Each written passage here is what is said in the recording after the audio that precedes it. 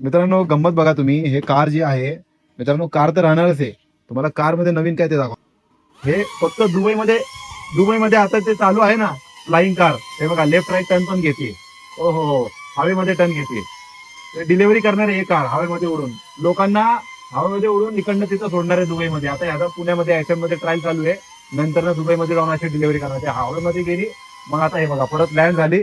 मग लँड झाल्यावर आता ग्राउंडला कशी चालते चेक करा. हे बघा कसा आहे क्वालिटी विषय. आणि पूर्ण 360 सुद्धा आहे मध्ये, एक चेक करा. आता परत हवेमध्ये उडून दाखवू का त्याला. दाखव. हो हो हो हो, गेली का हव्यात.